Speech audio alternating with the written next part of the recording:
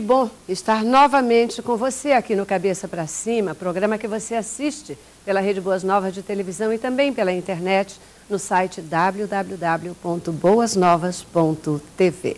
Aqui no Cabeça para Cima você já sabe que o tema, o nome do programa diz como que a gente gosta de ver você, assim mesmo, de cabeça para cima, firme, erguido, porque quando a gente está bem, quando a nossa alma está bem, é assim que a gente fica. E, para isso, a gente sempre disponibiliza para você o nosso e-mail, os nossos contatos, Facebook, para que você possa dizer, mandar as suas críticas, sugestões, inclusive daqueles temas que você quer ver debatidos aqui em nosso programa. É muito bom quando a gente fala de temas que foi você mesmo que pediu.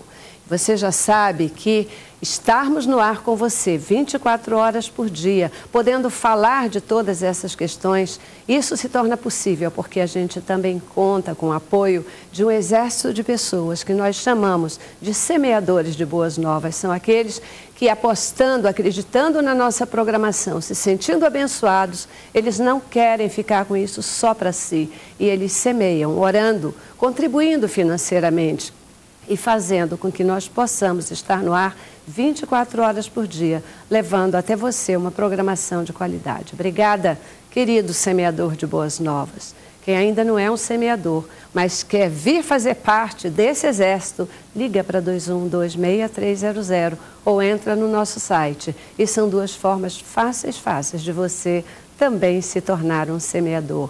Mais uma vez, muitíssimo obrigada e que o Senhor Jesus possa retribuir a sua visão e a sua colaboração, lhe permitindo toda sorte de bênçãos materiais e também bênçãos espirituais. Queridos, a cada 40 segundos uma pessoa no mundo comete suicídio. No tempo em que nós estivermos aqui com você, nesse programa, cerca de 90 pessoas terão tirado a própria vida. Esse número é tão preocupante que fez com que a Organização Mundial de Saúde classificasse o suicídio como um problema de saúde pública.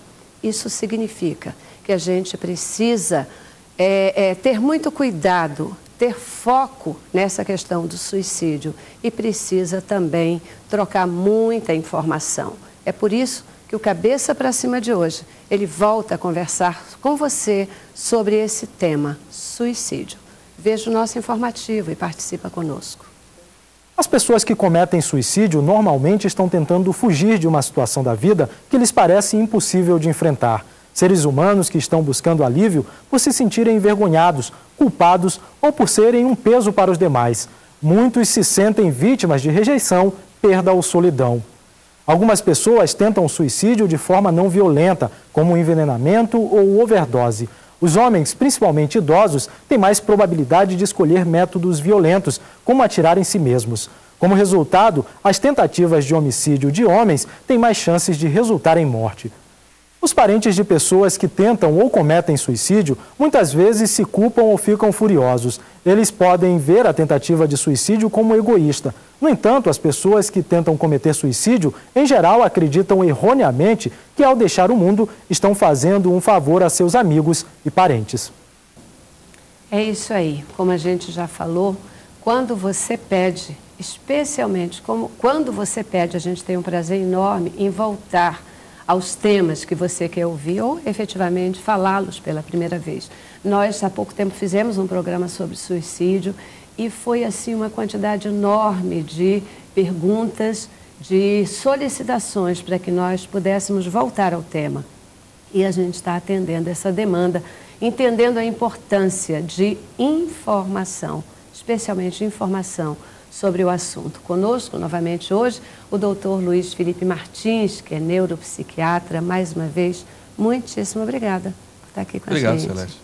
Mais uma vez, estamos aí para falar sobre um assunto tão importante, né? Pois que é. repercutiu tanto, né? Pois é, fiquei impressionada, Eu recebi doutor muitos Luiz telefonemas, Felipe, muitos e-mails. Eu acho Aham. que é fundamental que a gente dê sequência a isso. É Verdade, importante. isso aí. E está conosco também o João Alexandre Gomes de Souza, ele que é administrador, é voluntário do Centro de Valorização da Vida e eu quero agradecer a sua presença. Você foi uma das pessoas que assistiu o nosso programa, mandou uma mensagem para a gente, reforçando a importância de estar aqui, e a gente tem você aqui hoje. Muitíssimo obrigada. Eu que agradeço, Celeste, em nome do Centro de Valorização da Vida. E quando eu assisti o programa, realmente, eu fiquei muito contente pelo tema ter sido debatido com muita qualidade, com muita seriedade. E é um tema que realmente precisa ser debatido na imprensa. Bom. Verdade. Na sua opinião, João, esse tema, ele é efetivamente um tabu? É um tabu. É um tabu dentro da sociedade, é um tabu dentro das famílias, é um tabu dentro da própria mídia. A ideia que se tem é que não existe o suicídio no Brasil, devido às informações. Sem dúvida. E nós sabemos que os números são alarmantes. No Brasil hoje, segundo informações dentro do próprio banco de dados, o DataSUS, do Sistema Único de Saúde, aponta que, em média, 9.000 pessoas se suicidam no Brasil. Isso quer dizer que, a cada dia, 26 pessoas recorrem ao suicídio. E o tema não é debatido. Então, a tamanha importância da gente estar falando sobre esse tema e debater de uma forma lúcida, de uma forma séria, eu acho super importante. É verdade. Ele comenta, inclusive, sobre a questão do tabu, né? E nós observamos isso no consultório, até para que o paciente, quando se aproxima do consultório, né? Ou quando a família vai em busca do consultório, até para tocar no tema, é um tabu. Né? Então, sem dúvida, na verdade, o que a gente tem de estatística, com certeza, não é o real. Né? Não é o real. Eu posso ser leviano em falar isso, porque nós sabemos que os fatos são maiores. Né? Daí o governo se preocupar, né? Em estar colocando a importância de saúde pública, e realmente é uma questão de saúde pública. Eu estava lendo, doutor Luiz Felipe, que esses dados estatísticos, eles são, inclusive, muito mais a partir dos fatos, dos casos concretizados de suicídio. Ou seja, aquelas tentativas, elas não entram, nem entram, né, nesses números. Então, são os casos em que o suicídio é efetivado, o que é muito mais crítico, né? E não só isso, nós estávamos até comentando, não é isso? Daqueles casos também que não são relatados na informação médica ou na informação policial, que não são casos de suicídio. A pessoa, na verdade, vai na tentativa de suicídio, acaba completando, ela sofre um atropelamento. E é incluído no atendimento e na confirmação da morte, atropelamento. E muitas vezes, se nós formos buscar o caso, nós vamos encontrar um suicídio. É verdade, e justamente, como o doutor falou, é devido a esse tabu. Porque, por exemplo, a pessoa ela se joga na frente de um carro numa tentativa de suicídio. Então, o prontuário de atendimento diz que ela foi vítima de atropelamento. A pessoa ingere medicamentos para recorrer ao suicídio e o prontuário diz que ela foi vítima de intoxicação. Perfeito. E é muito mais conveniente, até para a família, dizer que ela foi vítima de intoxicação do que assumir um suicídio. Sem dúvida. Porque, na verdade, quando eu atendo familiares de pessoas que morreram, né, devido ao suicídio, é nítido dois sentimentos que eles demonstram.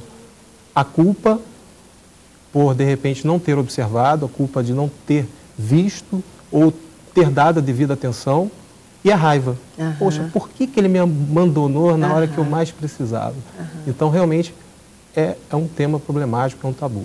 Isso. A gente quer falar aqui um pouquinho, porque também foi uma questão assim, muito fortemente colocada, né? Essa questão de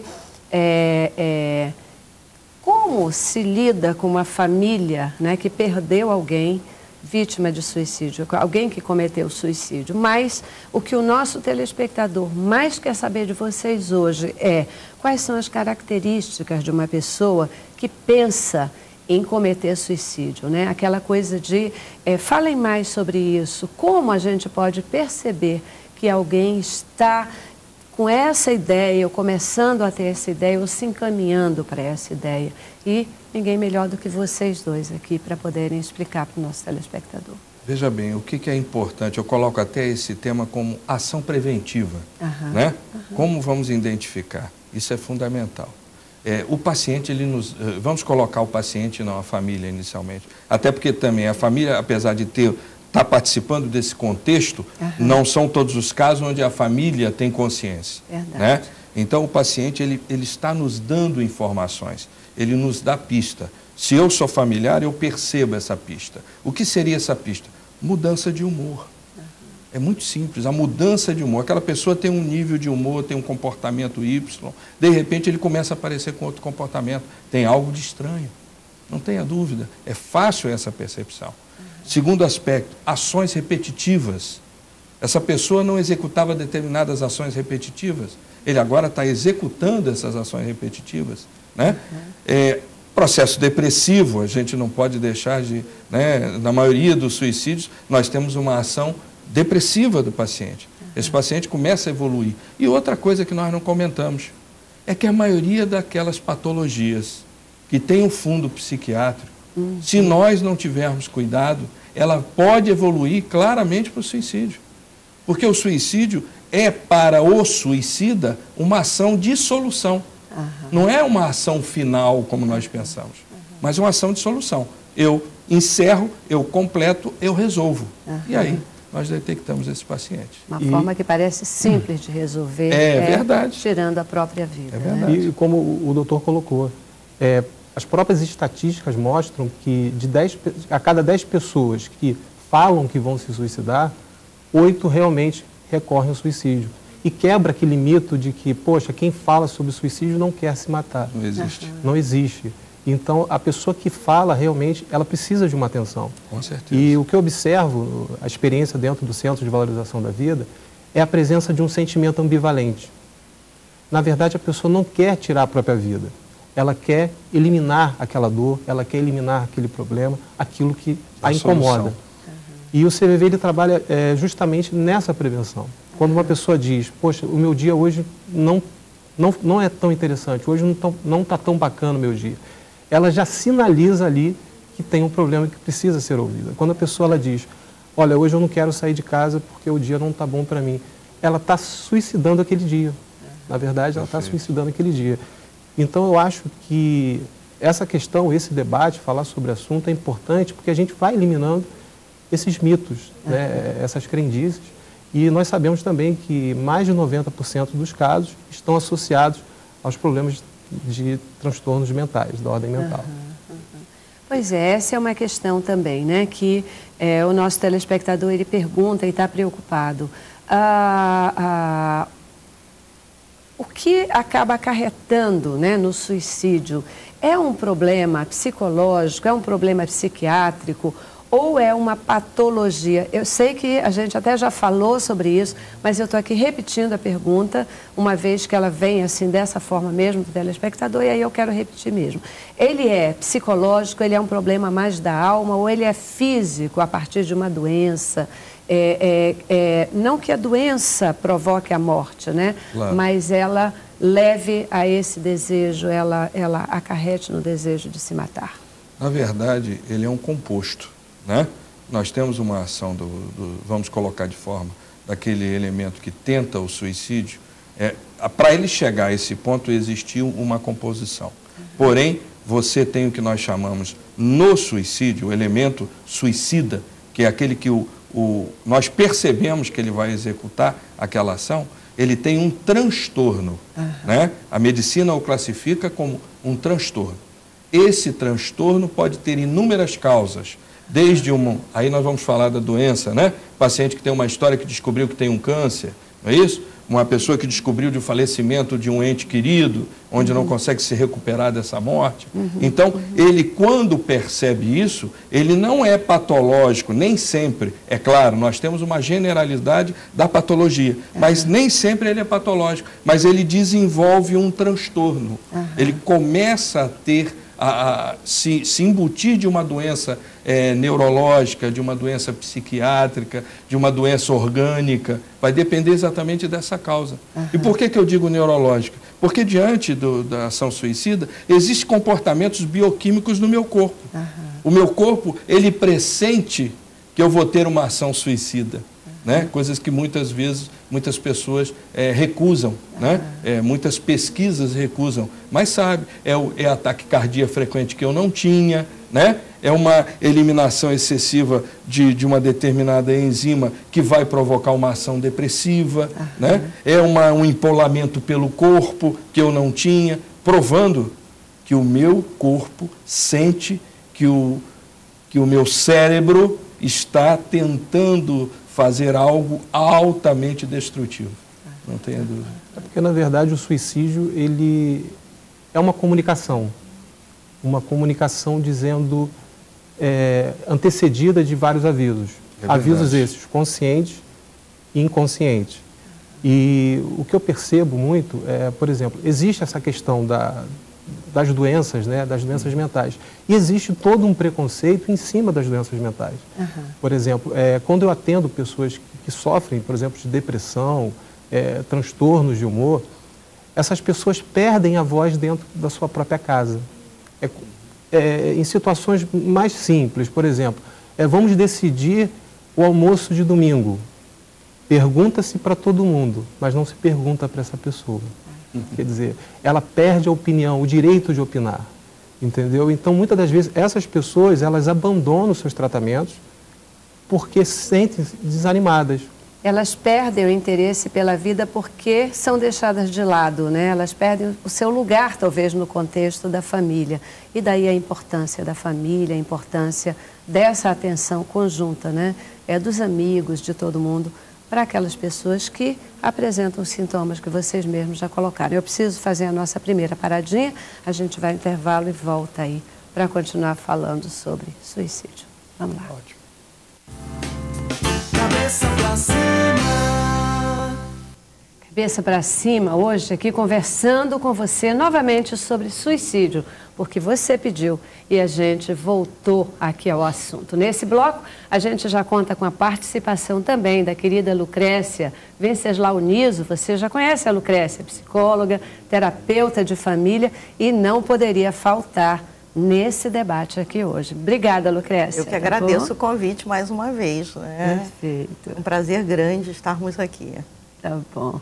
Então, a gente já está aqui, né, retomando o nosso assunto, e uma das questões que a gente coloca fala-se hoje, as estatísticas também têm mostrado, o volume de jovens que têm cometido suicídio. É crescente o número de jovens.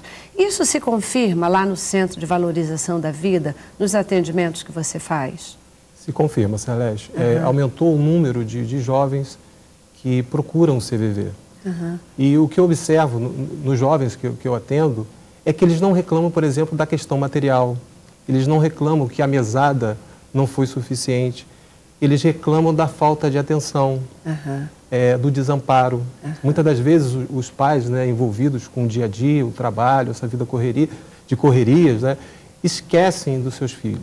Já aconteceu casos de crianças ligarem, eu atender de madrugada, a criança acordar de um pesadelo e aquele medo, ela não ter uma figura paterna, uma mãe, para poder contar daquele medo, daquela dor.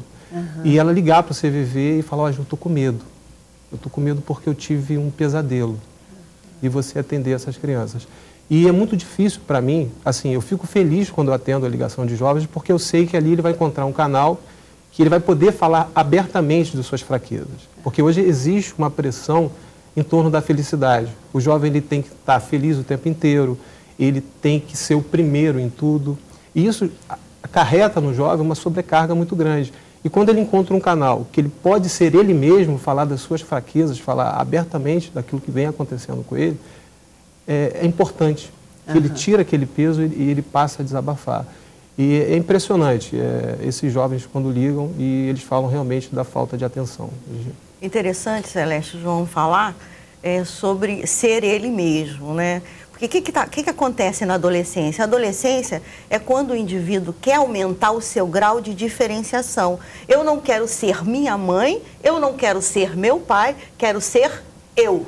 E às vezes a família, ela não dá um espaço para o indivíduo fazer essa diferenciação, dele carregar com ele qualidades do pai, qualidades da mãe, qualidade, enfim, de várias pessoas da família e ser ele mesmo. Não, muitas vezes a rigidez também dos pais cria um modelo, quer criar um modelo, não um modelo para que essa criança, esse adolescente tenha vida própria. Não, quer criar um modelo que seja a realização dos próprios pais. Então, isso cria o quê? Um impedimento dessa criança, desse adolescente, se tornar indivíduo. Se ele não pode se tornar indivíduo, não tem vida. Então, o suicídio passa a ser o final. Então, se eu não posso viver como João, como Maria, então, a vida se esvai. Então, ele não encontra outra saída a não ser... Lógico que vem carregado de muitas coisas que o João falou, do abandono, né? Nesse momento ele está precisando de apoio dos pais para ser diferente, ele está precisando de apoio dos pais para passar pela angústia do pré-vestibular, que realmente, isso que o João falou, é uma pressão muito grande. Eu estou com uma filha que toda semana ela entra em pânico, chorando, porque ela não vai dar conta, ela não vai dar conta, ela não vai dar conta. E eu tive ano passado com uma filha também, que fez medicina, graças a Deus entrou, mas também chorava muito, e o tempo inteiro você tem que estar ali, quanto pais, o tempo todo dando esse suporte, que é numa situação dessa que o psiquismo sucumbe e vai para um caminho realmente desastroso, né? Que é, muitas vezes, a tentativa de suicídio. E nós não podemos deixar de lembrar que, dentro do próprio estudo, né, quer dizer, da medicina, onde nós falamos sobre o adolescente, nós sabemos que o adolescente, o pessoal tem um hábito de dizer que o adolescente é volúvel. Não é volúvel, ele é cíclico. Né? É diferente, ele percorre inúmeras coisas exatamente para construir a personalidade, para se encontrar. E se nós não tivermos ali dando aquele suporte no sentido positivo e não no sentido negativo, né? Que é de pressionar para que você seja minha cópia, isso hoje é uma coisa que nós temos que bater muito e que eu até percebo que a sociedade está mudando, né? Ela está entendendo isso. Hoje eu sou um médico, mas estou feliz porque meu filho é campeão de surf. Claro, né? Ou é um simples surfista, né? E está feliz, porque ele comentou uma coisa, hoje existe uma necessidade muito grande de buscar a felicidade. Mas que felicidade é essa? Né? A felicidade, dentro da nossa felicidade, existe uma série de coisas que inclusive são as frustrações. E que nós temos que saber conviver com isso. Se nós não deixamos isso acontecer, né?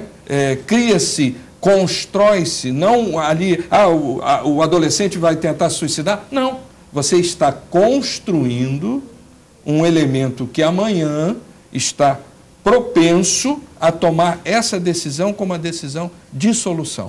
E é isso que nós temos viver a frustração ajuda você a ganhar força para superar frustrações, para superar problemas, né? O erro também nos faz aprender. Isso, exatamente. Né? Nos faz aprender. E tem sistema familiar que o erro não é permitido, a punição é muito intensa. Quando o erro não é permitido, então eu fico paralisado. Eu não posso errar, então, também no meu movimento, porque todo jovem vai falhar, todo jovem vai errar. Tudo que é novo permite falha, não é mesmo? Lógico que não a persistência do erro, mas vai errar. Se não tem o hábito de fazer, vai errar. E muitas vezes o sistema familiar não permite esses erros. Acha que se falhou uma vez, a punição é severa. Então, o adolescente passa a ficar imóvel. Quando ele passa a ser imóvel, ele perde a vida. Perdendo a vida, gera conflitos emocionais e cria-se um sintoma grave que é... Então, não tenho como viver. A busca de solução do problema. A única forma de não errar é morrer. E Celeste, nesse papo, teve um estudo da Unicamp que mostrou um dos fatores que sinalizam o aumento de suicídio na juventude é justamente o enfraquecimento da família, porque a família é um sistema de proteção muito forte. Muito nisso. E eu faço questão de frisar hoje uma situação que vem ocorrendo nas redes sociais. O jovem hoje, ele não sabe diferenciar vida pública de vida privada. Verdade. Perfeito. Ele não sabe diferenciar intimidade de convívio social. É porque talvez ele não tenha mais esse espaço da Justamente. intimidade no seio da família, o amigo próximo, né? Justamente. Quem é o amigo? O amigo é aquele, a rede, né? Justamente. E aí ali se coloca tudo, se tem uma exposição enorme, indevida, E os próprios inadequada. pais expõem os seus filhos. Os próprios pais expõem a intimidade dos seus filhos. É verdade. Com certeza. Querido telespectador, é para você ver, olha, a gente está falando sobre família, a gente está falando sobre valores, a gente está falando sobre relacionamentos. Isso tem a ver com suicídio. Isso pode ser prevenção. Isso pode ser causa. E é por isso que a gente fala aqui e que a gente reforça aqui. Olha, a nossa produção foi na rua para saber o que as pessoas pensam sobre isso. E tem ali um VTzinho para a gente ver. Vamos ver o que o pessoal da rua falou sobre o tema? Vamos lá. Eu acho que, em alguns casos, suicídio é algum problema que já vem até lá da infância. E, em muitos casos, é espiritual. Falta a necessidade de conhecer Jesus, né? Porque a pessoa que tem Jesus, conhece o Espírito Santo, ela não comete suicídio. Que o suicídio, ele é antibíblico, não vem da vontade do Senhor, né? Eu acho sobre as pessoas que têm se suicidado, eu acredito sobre uma opressão maior. Eu acho que a pessoa, por si própria, ela não tem essa coragem de se suicidar, de cometer um erro, esse fato tão grosseiro com a sua própria vida, porque eu acredito sobre Deus e o diabo. E o diabo que leva a pessoa ao suicídio através de problemas que vive, através das dificuldades da vida que não é fácil, os recursos humanos que são pouco. Então eu acredito que quando a pessoa ela não tem Cristo, ela é cometida desse ato, que é o suicídio, que é um ato tão gravíssimo. E a palavra de Deus nos fala que para os suicidas não existe perdão, é fogo, é inferno direto. E eu tenho uma palavra para essas pessoas que hoje não têm solução para a sua vida, que não acreditam mais numa vida nova. Eu te aconselho a aceitar Jesus, porque Jesus é o caminho, a verdade e a vida, Ele pode te libertar desse mal que você vive. Perfeito. E aí? Eu vejo, eu sempre comento aqui várias vezes que a gente se reúne e vou continuar falando. Até como médico, né, a gente espera sempre a orientação medicamentosa, né?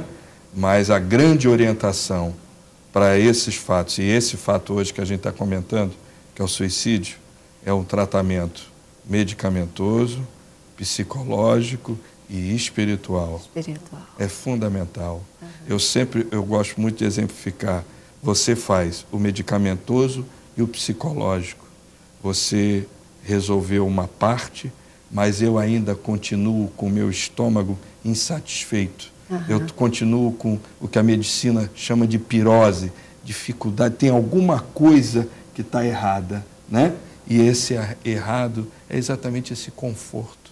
Porque ele nos dá uma segurança, ele corrige as nossas falhas, né? Ele nos dá força, porque, no exemplo da moça que estava conosco, da outra vez, é digna de elogio, por ter coragem em aceitar e reconstruir a sua vida. Não só ela, porque no suicida existe uma construção da família, né? Temos que questionar, não é só o suicida que questiona, mas a família também tem que se questionar. E muitas vezes até se tratar, porque descobre que pode tentar também um suicídio amanhã.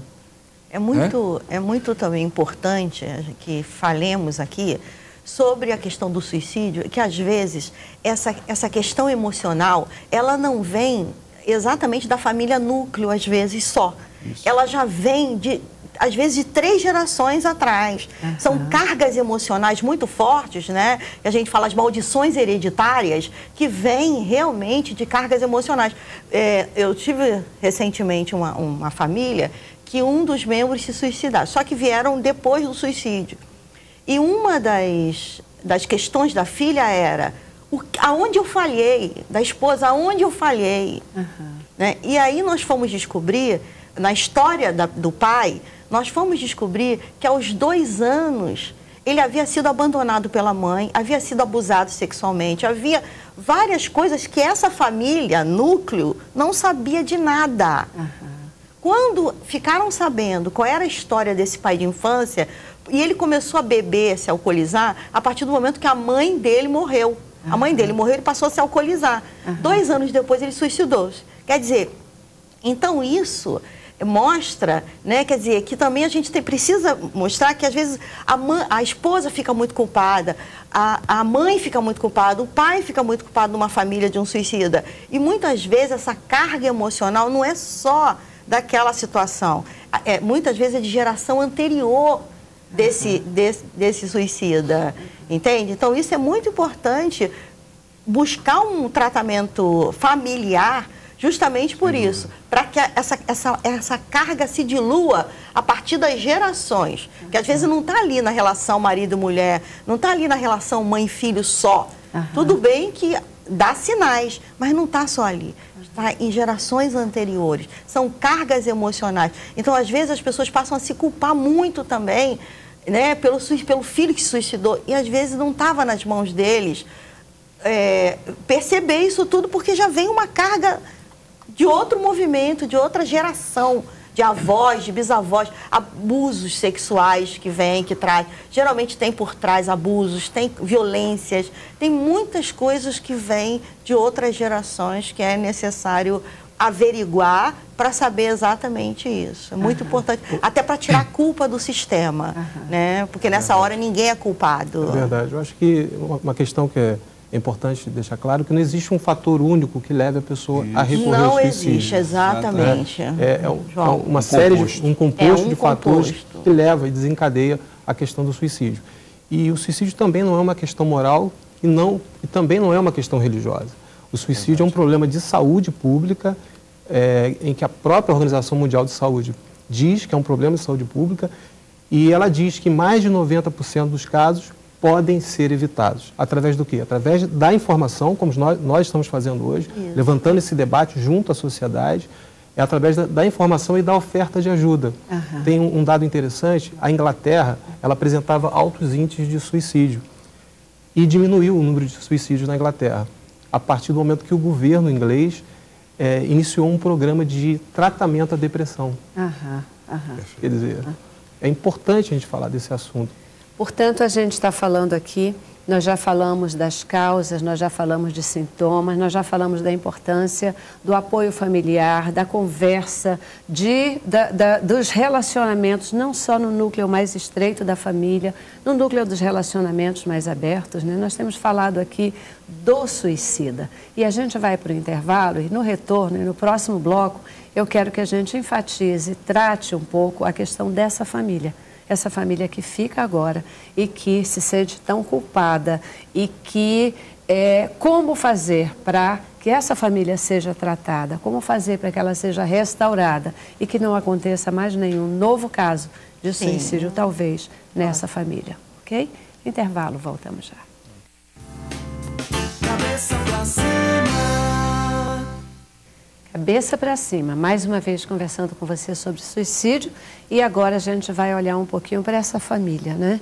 Para essa família onde aconteceu um caso de suicídio, um ente querido tirou a própria vida, e agora como a gente faz, como tratar essa família, quais os principais conflitos que essa família passa a viver? Nossa, muitos, né? Porque passam a se sentir extremamente culpados, que falharam. Então, ficam buscando, né, compulsivamente o porquê. Depois passam por etapa de raiva da pessoa não ter pensado, né, não me amava, por que fez isso? Por que cometeu isso? Então é porque não me amava, então não pensou na gente, não pensou no que ia causar pra gente, não pensou. Então é muito pesado, né? E na verdade, esse momento, o suicida não pensa, não tem pensamento. Se ele tivesse pensamento coerente, ele não cometeria o suicídio, então não tem nenhum pensamento coerente na hora. A mente dele, o psiquismo dele está totalmente derramado, tomado por uma angústia que não deixa com que ele pense. Então, assim, realmente pensar em alguém, ele não consegue pensar na primeira pessoa, que é ele, né? Como que ele vai pensar no outro? E muitas vezes, né, ele carrega a questão do suicídio, faz com que ele deixe algumas mensagens para essa família, né? Algumas mensagens de algo que elas precisam ir buscar para resolver algumas coisas. Muitas vezes é necessário chegar a esse extremo para que essa família busque esse movimento, um novo movimento do sistema. E isso vai criar ali uma evolução. Às vezes é um preço caro que se paga, mas causa efeitos bons dentro do sistema também. É duro falar isso, mas causa, às vezes, crescimentos, as pessoas passam a ter mais individualidade dentro desse sistema, as pessoas passam a respeitar um ao outro dentro desse sistema. Então, cria-se um pouco mais de individualidade. E o ideal é que se chegue a isso sem precisar chegar a um suicídio. Mas se chegou, essa família não conseguiu detectar todas essas coisas, né? Gente, não existe culpado. Não existe. Na verdade, todos precisam de ajuda. Né? Porque se houve uma causa que está relacionada a um passado, e não é o passado imediato do suicida, é um passado bem maior do que esse, é importante que todos tenham essa consciência. E essa consciência a gente vai conseguir, obviamente, quando buscam ajuda. Né? Eu acho que nós temos que definir nessa palavra, né? A família também tem que procurar ajuda, para que a gente forme aquilo em grupo, para que a gente transmita para ele experiências, para que a gente tire as dúvidas, para que a gente faça o tratamento médico e psicológico se houver necessidade. Então, todos esses fatores são importantes. Eu acho, Celeste, que falta na questão do suicídio é a humanização dessa informação. Por quê? O que ocorre com as famílias é justamente o preconceito, esse tabu e esse preconceito. Quer dizer, eu não vou admitir na minha família que ocorreu um caso de suicídio. É muito comum nas famílias descartarem até as fotos, como se aquela pessoa não existisse mais, ela perdesse a sua identidade. Então, eu acho que falta a humanização dessa informação. E esses familiares, eles precisam de um tratamento, eles precisam de uma ajuda, com profissionais da área da saúde. E como nós estamos fazendo aqui, nós temos 2 profissionais da área da saúde falando, né, de forma séria sobre esse assunto. Então, a família quebrar esse tabu, quebrar esse preconceito, porque a gente sabe que a informação, ela remete à prevenção, né? A informação, ela previne doenças como a dengue, AVC, doenças cardiológicas, e por que não humanizar essa questão do suicídio para que a gente possa prevenir novos casos? Portanto, uma coisa bacana que a gente está colocando aqui aconteceu, nada de buscar culpados, nem a culpa naquele que cometeu o suicídio, nem a culpa em nenhum dos elementos da família, porque isso não vai levar a nada, porque de fato isso não existe, né? O mais importante é se olhar para o que aconteceu e dizer como que a gente pode trabalhar, melhorar o nosso ambiente, melhorar a nossa relação, de forma que esse tipo de situação não aconteça, né? Sabendo que, como vocês já colocaram, fatores como o diálogo, como a atenção ao outro, como essa presença, né? Essa humanização, como você está colocando. O diálogo, as verdades dentro da família, né? Geralmente encarar a família, encarar os fatos, falar das verdades, né? Não temer e nem ter vergonha da mãe falar algumas coisas do seu passado que é necessário. Muitas vezes, em torno de um suicida, tem muitas mentiras. Muitas mentiras. Né? Uma mãe que está sufocada por mentira, o pai que está sufocado por uma mentira, e ambos estão quase mortos, aí gera-se, né? Os avós tiveram essa mesma carga. Enfim, são coisas que vêm, muitas gerações, e vão criando. Então, é muito bom o diálogo, mas o diálogo sincero. Não adianta sentar para conversar e camuflar e esconder as verdades do sistema familiar. E isso gera conflitos sérios. Toda a verdade é necessária. Seja com que idade, fala com jeitinho, fala com as palavras adequadas para a idade, para aquela idade, mas a verdade é muito importante que venha à tona as verdades da família. E quando ele comenta sobre preconceito, é que ele fala o preconceito também não é um preconceito quando ocorre o fato. É um preconceito que já existia antes do fato. Sim, é verdade. Dentro do sistema. Então, ali já começou a se construir alguma coisa de errado. E é dentro disso que nós temos que falar. Porque nós sabemos hoje que a sociedade está diante de uma série de preconceitos e que ela está reformulando essa situação. Né? Hoje nós temos que, eu sempre digo, a grande solução do preconceito é a coisa mais importante quando ele falou de humanização. Amar, amar, amar, amar, amar, amar sempre. É verdade. Porque aí os preconceitos vão ser paulatinamente eliminados. Antes de você colocar, eu queria até pegar assim, um gancho e fazer uma colocação, que é algo que eu acredito. E, aliás, foi falado aqui no nosso primeiro programa.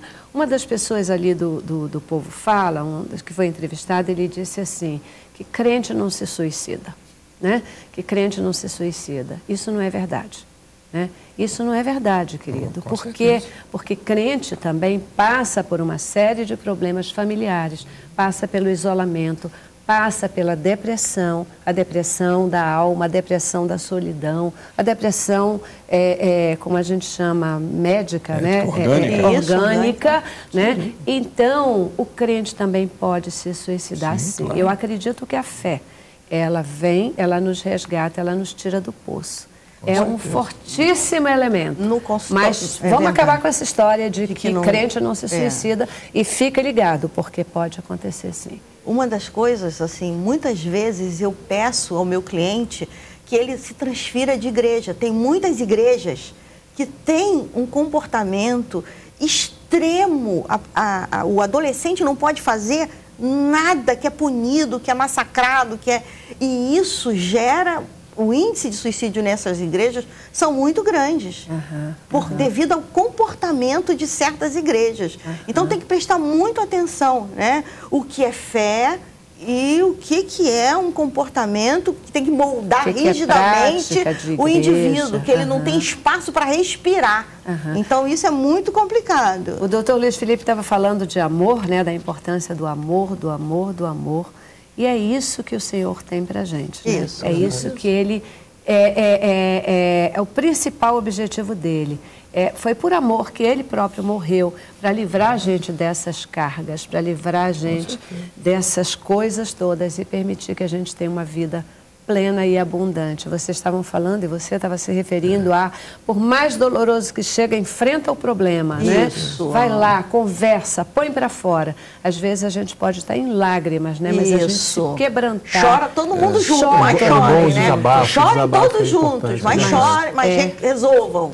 Enfrentem o problema. Como você colocou, Celeste, até a questão do amor, o trabalho do CVV, na verdade, é um trabalho de doação de amor.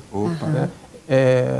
Apesar das semelhanças, o trabalho do CVV não é um trabalho terapêutico, é um trabalho de amor e é baseado na solidariedade humana, é baseado no princípio da fraternidade. Então, o que o voluntário do CVV ele tem para oferecer para aquela pessoa que liga é justamente o seu amor, o seu acolhimento, mas é um amor que cicatriza feridas, é um amor que devolve a dignidade, é um amor que reestabelece a segurança. Perfeito. Eu só vou discordar, concordo com tudo que você disse, só vou discordar num pontinho, porque eu acho que o amor é terapêutico. Então, é verdade, eu acho que o trabalho verdade. que vocês fazem é terapêutico, sim, porque o amor é extremamente terapêutico. Eu preciso ir para o intervalo, mas antes de ir para o intervalo, eu tenho um recadinho para você, né? Veja o meu recadinho aí que eu gravei e a gente volta já já.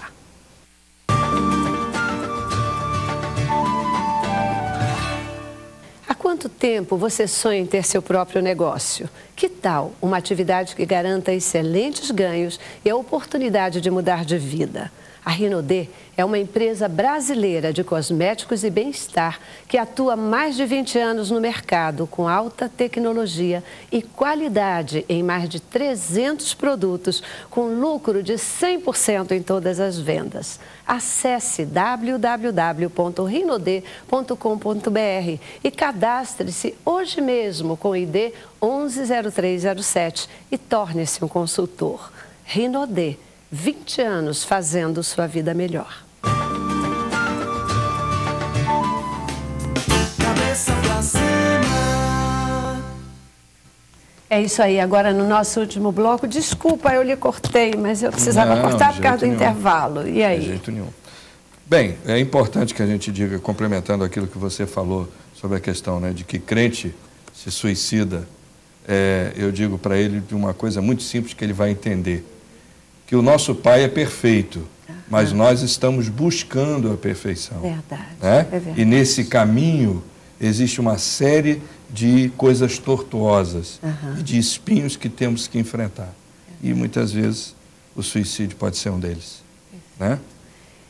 O que a gente não falou e que deveria ter falado? O que a gente precisa deixar agora para o nosso telespectador?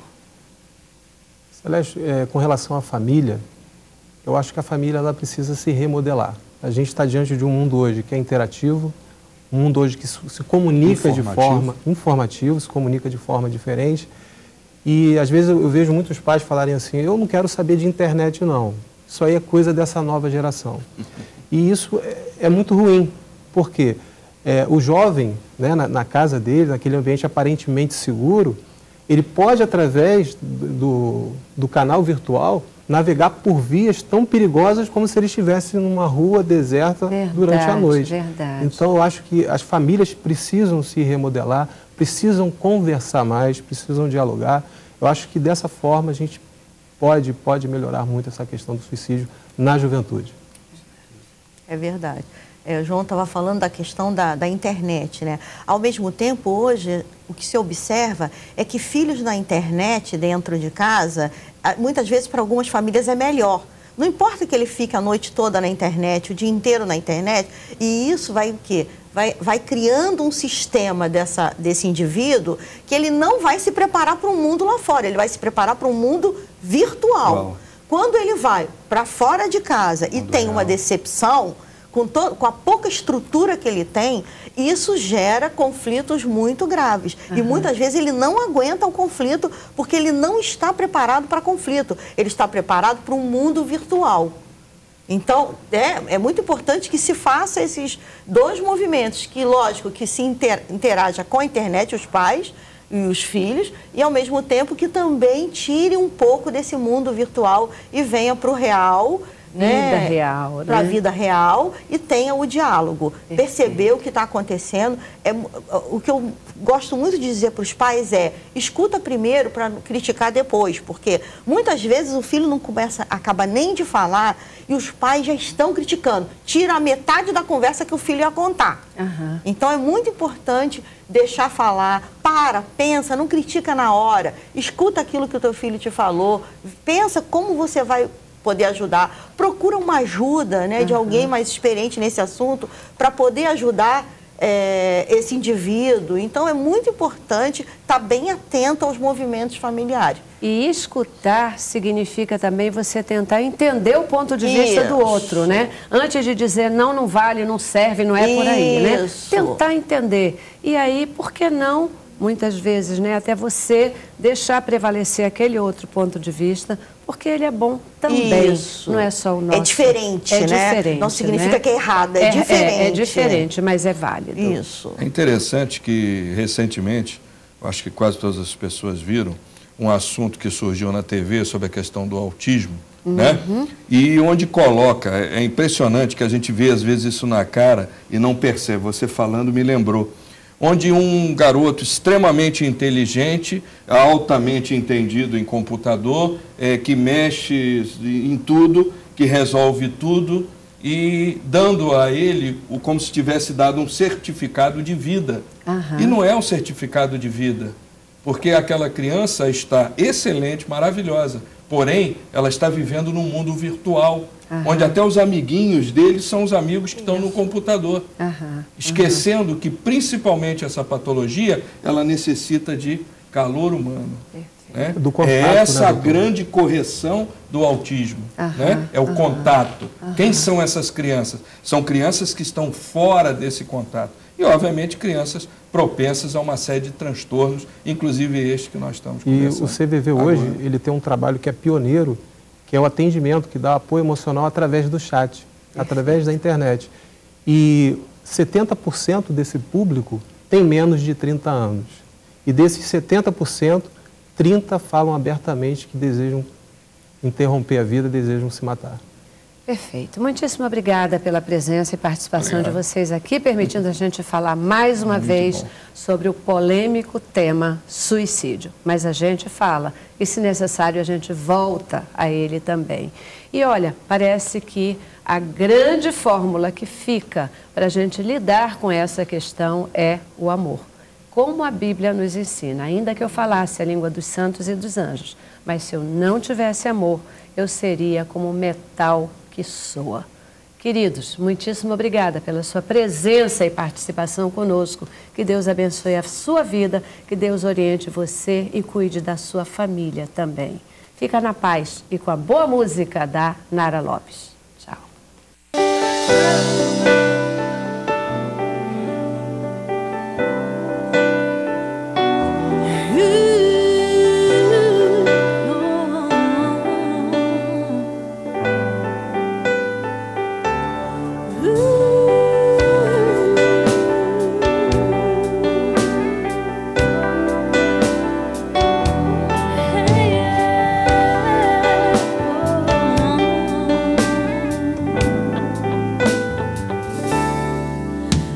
Quero ser envolvido pela tua glória, quero lhe render toda a minha adoração. Bendirei o teu nome, louvarei só a ti de todo o meu coração. Pois só tu és digno de receber graças, majestade e poder. Por toda a minha vida irei te adorar. Não há nada melhor que em tua presença estar.